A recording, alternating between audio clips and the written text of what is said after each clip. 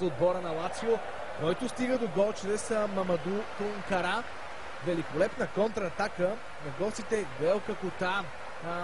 Ето как Какута успя да задържи топката. Видя включването на Тункара зад гърба си и го намери по един прецизен начин. Левски този сезон за 100 годишни. Тоест, много хора казаха преди мене, днес се празнуват 100 години на спортен и на футболен клуб Левски. Това са 100 много важни години, през които всеки един от тези хора е изпитал малко радост или много. Така че, може би тази причина трябваше да ги върне днес на терена и на стадиона, и виждате, че стадион е пълен. И именно в този има и някаква символика, че именно сега беше извършена и точно тази. И обичам аз. Благодарим на Георги Иванов и на Дими Бушнаков. Тези разкази ме връщат към Гарба Лавал и неговият престой.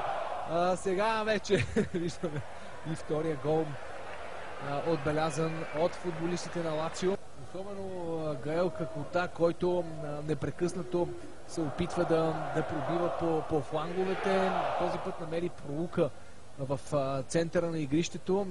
Може би пък се опитва да си осигури нов договор. Едва ли това е матча, в който имайки предвид всички трудности при нея, имайки предвид, че тя не беше направена от професионалисти, че тя беше направена от привържениците на отбора. А това е момента, в който Димитър Макриев бележи гол и намалява предимството на Лацио.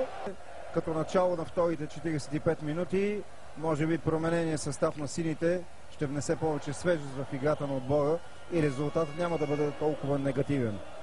Прекрасно действие на младия Станислав Иванов, който стоеше в основата на този гол, и добър завършващ удар на Димитър Макриев, футболист, който започна своя професионален път именно в Левски. Да се превърне в нещото. 2 на 2 Макриев. Отново Макриев. Пак казвам, аз се радвам, че сме се събрали тук именно по този повод, защото малко са клубовете, които могат да се похвалят с 100 годишна история. Мерси.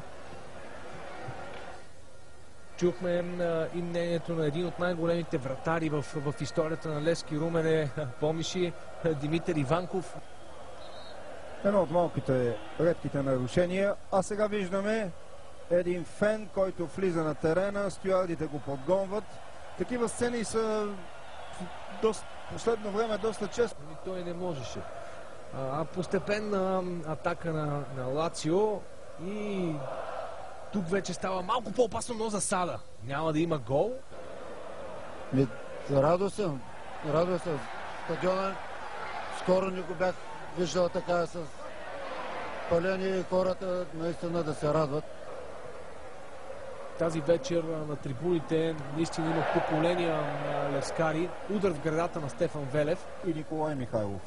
Да, трима вратари, които са пазили гледката, велосипеда на вратаря до лъскавите лимузини на останалите футболисти. Оу! Да, това беше нещо специално.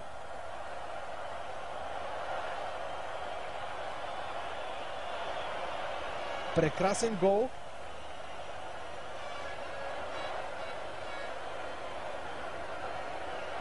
За Левски, с който сините и повеждат в резултата.